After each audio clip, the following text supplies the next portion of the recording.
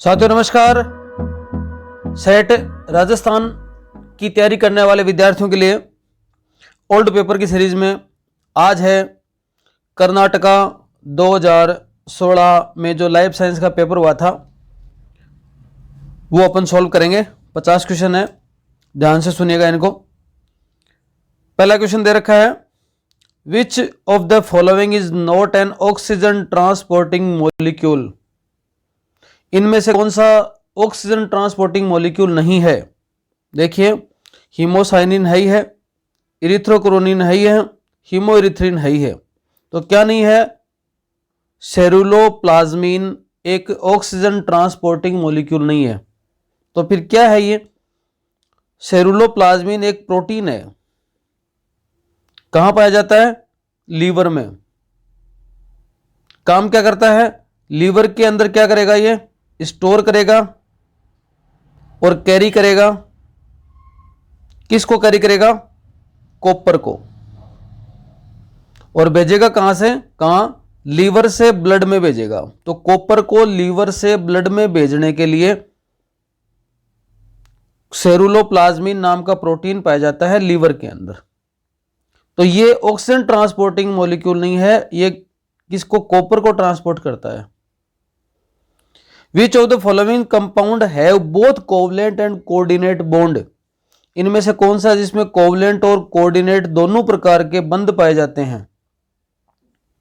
देखो, आंसर होगा NH4Cl। NH4Cl के अंदर 3 प्रकार के बंध, आयनिक बंध। किसके बीच में? NH4 और Cl- के बीच में। ठीक है। उसके बाद में पाया जाएगा कोवलेंट बॉन्ड। कहां? N और H के बीच में। और फिर पाया जाएगा कोऑर्डिनेट बॉन्ड। किसके बीच में? H और NH3 के बीच में। तो 3 प्रकार के बंध, आयनिक, कोवलेंट और कोऑर्डिनेट, तीनों है किसके अंदर? आपके NH4Cl के अंदर। Which is the exclusive component of mitochondrial membrane.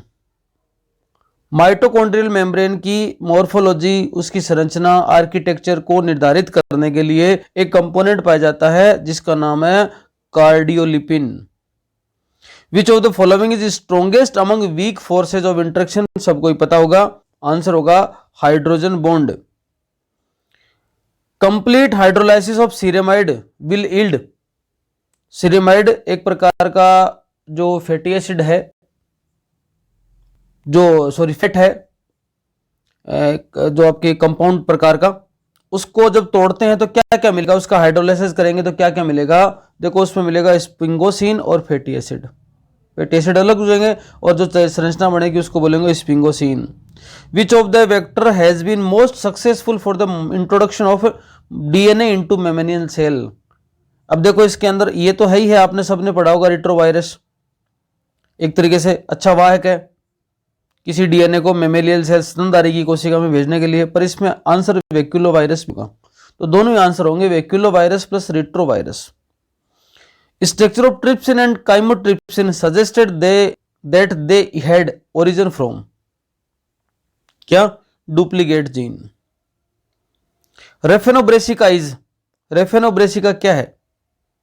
देखो, एक हाइब्रिड तो है, ये सब में नाम आ रहा है, पर इंटरजेनेरिक हाइब्रिड है। दो अलग अलग जेनरा की, जो अलग अलग जीनस की स्पीसीज को, जीनस को जब क्रॉस करवाया गया तो बनता है। ये किससे बनता है? जैसे मान लो एक रेडिस, मूली और कैबेज, गोभी, इसका नाम क्या है? रेफेनस। और इसका क्या है? ब्रेसिका। इसमें भी क्रोमोसोम कितने हैं? 18। इसमें भी कितने हैं? 18। गेमिट बने तो इसके 9, इसके 9, वापस जब जुड़े हाइब्रिड बना तो कितने हो गए? 18। ये भी फर्टाइल है। तो 36 क्रोमोसोम का वापस बन गया। तो यहां से इस नाम से लिया रेफेन और इससे लिया ब्रेसिका से लिया ब्रेसिका। तो रेफेनो ब्रेसिका एक तरीके से रेडिस और कैबेज के कारण से बना हाइब्रिड है। तो इंटरजेनेरिक, दो जेनेरा अलग अलग हैं, इंटरजेनेरिक हाइब्रिड है ये। Beetle belong to the order, पिछले वाले पेपर में पढ़ा था अपन ने सबका। तो बीटल किस में आएगा? आपको कोलियोप्टेरा के अंदर। बीटल मिल जाएगा। बीटल किस में आता है? कोलियोप्टेरा के अंदर। Conjugation between plus F and minus F bacterial cell usually result in 2F plus cells. Answer सीधा सीधा आ जाएगा 2F plus cells C. In which part of the human female reproductive tract the fertilization usually take place. Fertilization कहां पर होता है female के अंदर, सबको ही पता है। किसके अंदर? अंडवाहिनी के अंदर, फेलोपियन ट्यूब के अंदर, जिसको ओविडक्ट भी कहा जाता है। Phytochrome of the plant are responsible for which of the following function.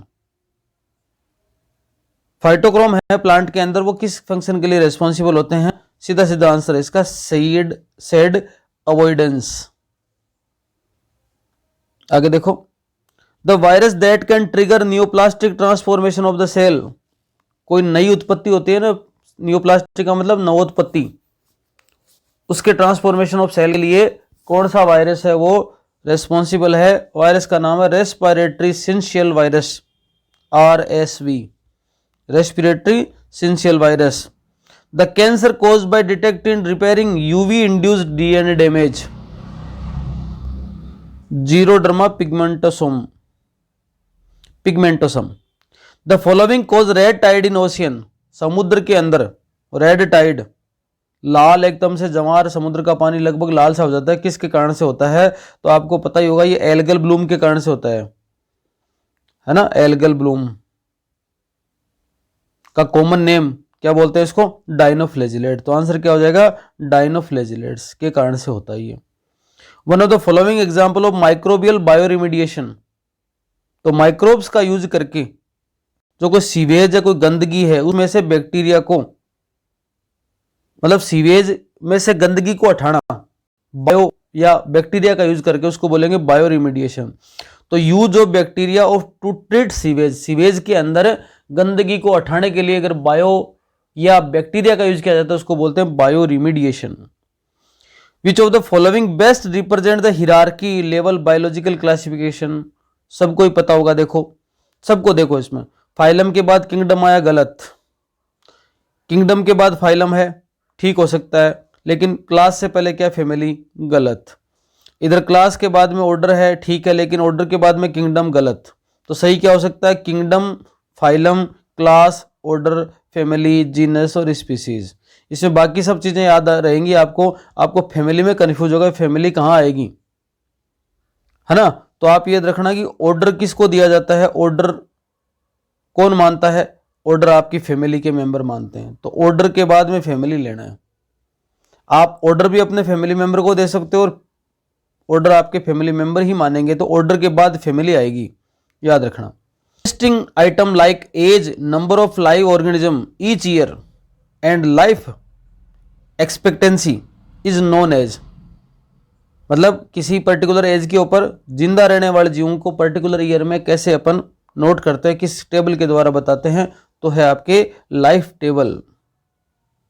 Which of the following phytochrome play role in seed dormancy. बीज है उसकी डोरमेंसी के अंदर, सुषुप्त अवस्था में प्रसुप्त अवस्था के लिए कौन सा फाइटोक्रोम या कौन सा हार्मोन जिम्मेदार है? तो सीड के लिए सीधा सीधा हार्मोन है ABA, एब्सिसिक एसिड। ABI3 नामक जीन इसका कार्य करता है, वो क्या करता है? सीड की डोरमेंसी लाता है। Which hormone allows seed to ignore environmental condition and germinate. क्या करेगा? एनवायरमेंटल कंडीशन को इग्नोर करते हुए जर्मिनेट करने के लिए प्रेरित करेगा। कौन सा हार्मोन? जिब्रेलिन, वृद्धि हार्मोन है ये तीन। तो देखो, ऑक्सिन, साइटोसिन और आपके जिब्रेलिन, ये प्लांट के ग्रोथ हैं, ग्रोथ करने वाले हार्मोन है, और ग्रोथ इनहिबिटर हार्मोन है एब्सिसिक एसिड और इथाइलिन। फोटोकेमिकल रिएक्शन अकर इन, फोटोकेमिकल रिएक्शन कहाँ होती हैं? देखो, साइटोप्लाज्म का तो मतलब नहीं है, क्लोरोप्लास्ट में भी नहीं होती, स्ट्रोमा में नहीं होती क्लोरोप्लास्ट के, तो फिर थाइलेकोइड में होंगी। दो आंसर आ गया। पर थाइलेकोइड के भी कहाँ? मेम्ब्रेन के अंदर। तो फोटोकेमिकल रिएक्शन है वो सारे के सारे थाइलेकोइड के मेम्ब्रेन में होती हैं, ये याद रखना है। विच of the following enzyme does not require a primer. काम करने के लिए किसको प्राइमर की आवश्यकता नहीं पड़ती? देखो, इसको तो जरूरत पड़ेगी, RNA डिपेंडेंट DNA पॉलीमराइजेशन के लिए प्राइमर की आवश्यकता पड़ती है। DNA डिपेंडेंट पॉलीमरेज के लिए जरूरत पड़ेगी। टेक डीएनए पॉलीमरेज के लिए भी जरूरत पड़ेगी। पॉलीमरेज शब्द आ गया, इसका मतलब इसको किसकी आवश्यकता है, प्राइमर की आवश्यकता है। टर्मिनल ट्रांसफेरेज के लिए प्राइमर की आवश्यकता नहीं है, क्योंकि अंतिम समय पर ये ट्रांसफेरेज की प्रक्रिया करेगा। टेक का मतलब यहाँ पर थर्मस एक्वेटिकस, पीसीआर के अंदर इसको काम में लिया गया था। आगे है क्लोरेमफेनिकोल इनहिबिट। ये जो केमिकल है किस चीज को इनहिबिट करता है, protein synthesis in 70S ribosome. 70S ribosome में प्रोटीन सिंथेसिस को इनहिबिट करेगा। अगर ये दे दिया जाएगा, ये क्या करेगा, इस 70S के साथ में 50S की यूनिट को और जोड़ देगा और प्रक्रिया नहीं हो पाएगी। पैथोजेनिसिटी, रोग जनकता क्या है, रोग जनकता किसे कहते हैं, नाम से ही पता चल रहा है, रोग पैदा करने की क्षमता। तो ability to cause disease, disease पैदा करने की क्षमता को पैथोजेनिसिटी कहते हैं। Cytotoxic T cell mediated killing to target cell occur by the release of, किसके रिलीज होने के कारण ये साइटोटॉक्सिक टी सेल है वो टारगेट सेल को मार देती हैं, ग्रेनजाइम्स होगा आंसर। ये क्या होंगे, एक तरीके से serine proteases released by cytoplasm, उसी को बोलते हैं ग्रेनजाइम्स।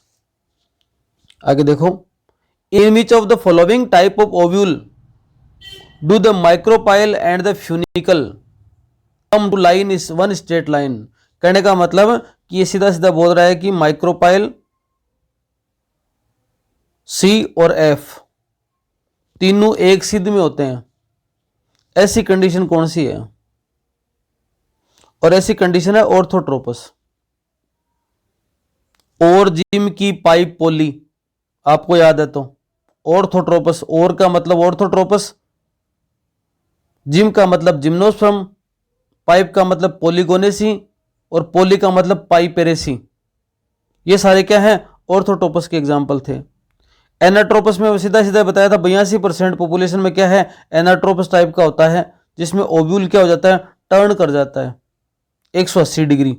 ओव्यूल 180 डिग्री टर्न कर जाता है, ऐसा 82% फैमिली में पाया जाता है, उसको बोलते हैं एनाट्रोपस। ये ट्रिक से आपको याद करवा रखा था। हेमी एनाट्रोपस का मतलब आधा एनाट्रोपस का मतलब, यहां पर 180 है तो हेमी एनाट्रोपस का मतलब 90 डिग्री मुड़ गया। और इसकी ट्रिक क्या थी, रेननकुलेसिस प्रीमुसी के अंदर पाया जाता है। ये क्या था, प्री रेन में आंधी, प्री रेन में आधी। तो प्री रेन, प्री का मतलब प्रीमुलस, रेन का मतलब रेननकुलेसी और आधी का मतलब 180 का आधा 90। तो ऐसी कंडीशन किस में थी, हेमी में।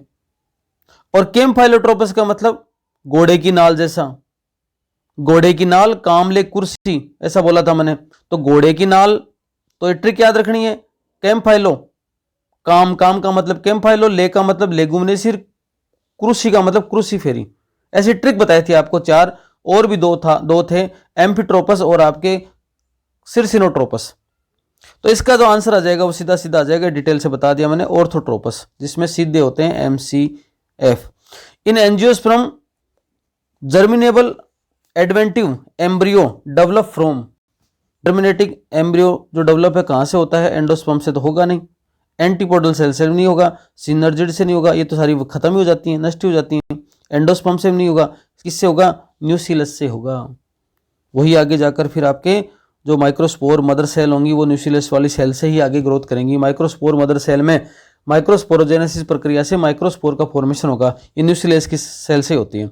Which hormone stimulate process of ovulation in mammal, mammal के अंदर ओवुलेशन की प्रक्रिया को कौन सा हार्मोन स्टिमुलेट करता है। देखो अगर LH सर्ज की बात करें तो सीधा सीधा मेंस्ट्रुएशन साइकिल के 14वें दिन LH की मात्रा बढ़ जाती है। परंतु रियल में देखा जाए तो ओवुलेशन की प्रक्रिया में तो आपके जो फोलिकल बने हैं वो भी काम आते हैं।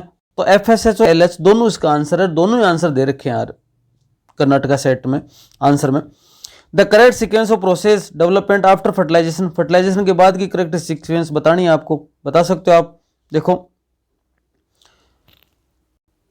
ऑर्गेनोजेनेसिस के बाद में गैस्ट्रुलेशन नहीं होगा, गैस्ट्रुलेशन के बाद में ब्लास्टुलेशन नहीं होगा, ऑर्गेनोजेनेसिस के बाद में मोरुलेशन नहीं होगा। तो गैस्ट्रुलेशन के बाद में ऑर्गेनोजेनेसिस और उसके बाद में पर्टिकुलर ग्रोथ, तो 29 का आंसर हो जाएगा A. A series of mitotic cell division that changes zygote into multicellular embryo, zygote multicellular embryo में कन्वर्ट होता है, इस डिवीजन को क्या कहते हैं, क्लीवेज कहते हैं, जिसमें सेल का आकार लगातार छोटा होता जाता है। Translation DNA polymerase are capable of bypassing distorted DNA to polymerization deoxyribonucleotide. With reference to chromosomal DNA genetic code degeneracy mean, genetic code कभी भी डीजेनरेट नहीं होते, पतन नहीं होता जेनेटिक कोड का। इसका मतलब क्या है? इसका मतलब ये, जैसे मान लो कि उदाहरण के तौर पे बता रहा हूं, हो सकता है ये सही नहीं हो।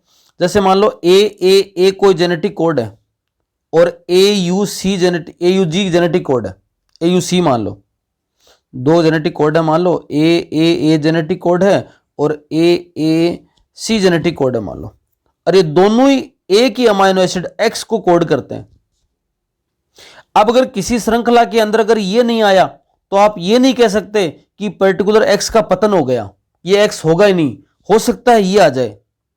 तो कई ऐसे होते हैं जेनेटिक कोड, कई ऐसे अमीनो अम्ल होते हैं जिनके लिए 6 जेनेटिक कोड होते हैं, तो कोई ना कोई आ सकता है। इसका मतलब पतन होना नहीं होगा। इसका मतलब अपन कह सकते हैं कि एक अमीनो एसिड के लिए एक से ज्यादा जेनेटिक कोड हो सकते हैं, लेकिन एक जेनेटिक कोड केवल एक अमीनो अम्ल को कोड करेगा, तो एक अमीनो अम्ल के लिए एक से ज्यादा जेनेटिक कोड हो सकते हैं। ये बात क्या बताती है? डीजेनरेसी को बताती है। तो आंसर आ जाएगा इसका, a given amino acid can be coded by more than triplet code.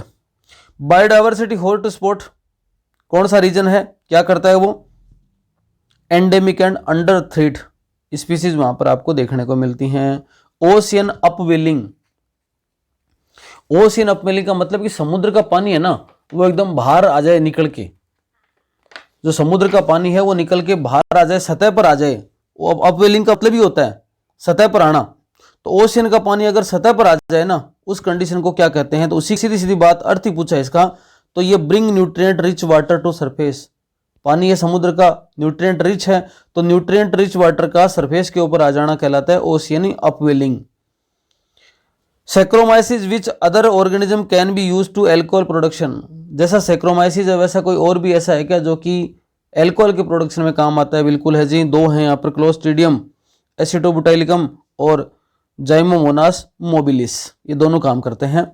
Sequence of event in bacterial growth curve is, देखो बैक्टीरियल ग्रोथ कर्व का जो चार्ट बनता है ना वो इस प्रकार से बनता है, ये टाइम है और टाइम के साथ में बैक्टीरिया की ग्रोथ है। ये शुरुआत हुआ, शुरुआत थी, ये फिर बढ़ा, फिर इस प्रकार से ऐसे करके कर्व बनता है। इसको बोलते हैं लेग फेज, इसको बोलते हैं लॉग, इसको बोलते हैं आपके स्टेशनरी फेज, और इसको बोलते हैं डेथ फेज। तो क्रम क्या? पहले बैक्टीरिया अपना स्ट्रैंड बनाएगा, फिर अपनी ग्रोथ करेगा, फिर रुकेगा, फिर कुछ समय बाद में मर जाएगा। तो लेग, लॉग, स्टेशनरी और डेथ, ये 4 क्रम चलते हैं। देख लो यहाँ पर, लेग, लॉग, स्टेशनरी और डेथ फेज हो गई। Bacteria that divide and perform function at low temperature, low temperature पर भी कोई बैक्टीरिया अपना काम कर लेना, उनको बोलते हैं क्राइलोफाइलस, क्रायोफिलस बोलते हैं, और उसी का बोलते हैं साइक्रोफिलिक नाम, ये इसी का दूसरा नाम है। ऐसे बैक्टीरिया जो -15 से -20 डिग्री सेंटीग्रेड पर भी काम कर लेते हैं, जो टेम्परेचर के हाई रेंज पर काम कर लेते हैं उनको बोलते हैं थर्मोफिलिक, जो डीप मैराइन वाटर में पाए जाते हैं उनको बोलते हैं बेसोफिलिक, और जो साल्ट के अंदर पसंद करते हैं अपने आप को सर्वाइव करना उसको बोलते हैं हेलोफिलिक बैक्टीरिया। तो आंसर आएगा इसका साइक्रोफिलिक। In SKL is the carboxy terminus of a protein. Such protein is targeted to. SKL का मतलब होता है, S का मतलब यहाँ पर है सेरीन, K का मतलब लाइसिन के लिए ये कोड है, और A का मतलब है ल्यूसिन। तो serine, lysine, leucine is the carboxy terminus of a protein. Such protein is targeted to क्या? Peroxisome. In half life of reaction, ये हाफ लाइफ से ये लाइफ निकालने का एक फॉर्मूला है पर्टिकुलर, उसके अनुसार आंसर आ जाएगा इसका 60 minute. MRI is made possible by which of the following? Gradient magnetic field. Which of the following phenotypic ratio represent Hardy-Weinberg genetic law? देखो इसमें ज़्यादा निकालने और समझाने की जरूरत नहीं है। हार्डी-वेइनबर्ग लॉ क्या कहता है कि पीढ़ी दर पीढ़ी मान एक रहता है, मान बराबर रहता है। तो इसमें क्या है, या तो P + Q = 1, या P square plus 2pq plus Q square बराबर क्या 1। तो सबको जोड़ दो, देखो सीधी सीधी गणित है, सीधा ज़्यादा दिक्कत नहीं। इनको जोड़ो, 1 से ज़्यादा हो रहा है, इसको जोड़ो, 1 हो ही नहीं रहा, 36 और 9 45 और 4 49, इसको जोड़ो, ज़्यादा हो रहा है, 50 के आसपास, 100 तो ये हो गए, इसका मतलब ज़्यादा है, तो इसका टोटल 100 1 ही आ रहा है, 0.4, तो 32 64 और 4, ये क्या हो गया आंसर हो जाएगा, इसका टोटल 1 ही आ रहा है, इसी से निकल जाएगा ये। Genetic retardness relatedness between 2 worker in honeybee colony.